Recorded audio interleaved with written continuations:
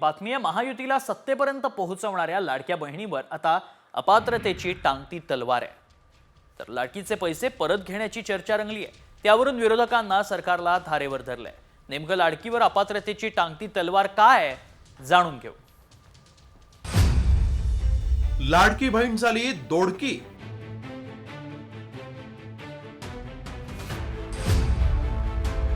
सरकारनंच काढून घेतले लाडकीचे पैसे.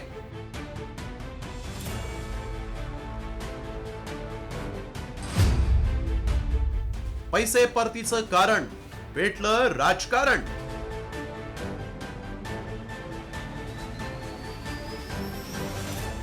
लाडकी बहीण योजनेचा कौतुक सोहळा संपल्यानंतर आता सरकारनं निकषांची भाषा सुरू केली.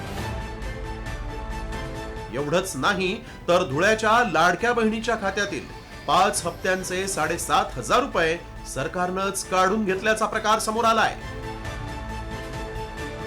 त्यामुळे सत्ता स्थापनेनंतर लाडकी बहीण दोडकी झाल्याची चर्चा रंगली. तर सत्ता आल्यानंतरच निकषावर बोट कसं ठेवता असा सवाल करत विरोधी पक्षानं लाडकी बहीण योजनेची श्वेतपत्रिका प्रसिद्ध करण्याची मागणी केली. भीक मागत सरकारची परिस्थितीच भीक मागायची आली आहे. कटोरा घेऊन आता लोकांच्या पुढे जाण्याची अवस्था आणली आहे. निवडणुकीसाठी सर्व खात्यांचे पैसे वरती करून मताची भीक मागून बहिणीला बनवण्याचं पाप केलं. मतं घेतलीत, काही पाहिलं नाही. ज्यावेळेस तुम्हाला मतं घेताना निकष नव्हती, आता काय निकष लावताय? म्हणजे तुमच्या बहिणीची बेमानी करताय, तुम्ही फसवणूक करताय. हे पाप आहे. यांचा शाप लागेल ना यांना. बंद होईल का नाही मला माहिती नाही, पण म्हणजे तो निर्णय सरकारचा असेल.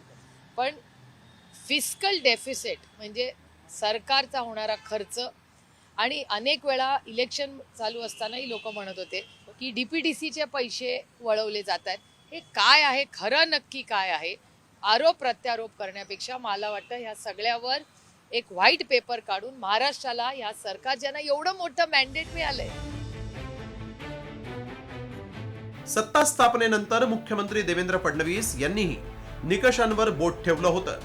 तर महिला आणि बालकल्याण मंत्री अदिती तटकर यांनी थेट कोणत्या लाडक्या बहिणी अपात्र ठरणार त्याची यादीच वाचून दाखवली. त्यामुळे लाडक्या बहिणींवर अपात्रतेची टांगती तलवार आहे. मात्र अपात्रतेसाठी कोणते निकष आहेत पाहूया. कुटुंबाचं वार्षिक उत्पन्न 2.5 लाखांपेक्षा जास्त. कुटुंबात कुणाच्या नावावरही 4 चाकी वाहन नको. शासकीय नोकरीत असताना योजनेचा लाभ घेतल्यास अपात्र. इतर सरकारी योजनांचा लाभ घेत असल्यास अपात्र ठरणार. लग्नानंतर परराज्यात स्थलांतर झालेल्या महिलांनाही लाभ नाही. राज्यभरातून 2,63,00,000 लाडक्या बहिणींनी अर्ज दाखल केले होते. त्यापैकी 2,47,00,000 अर्ज पात्र ठरले. मात्र आता नव्यानं छाननी सुरू झाल्यानं अपात्र ठरणाऱ्या लाडक्या बहिणींची संख्या आणखीन वाढण्याची शक्यता आहे. त्यामुळे निकषांच्या बाहेर लाभ घेतलेल्या किती लाडक्या बहिणी अपात्र ठरणार हे पाहणं महत्त्वाचं ठरणार आहे.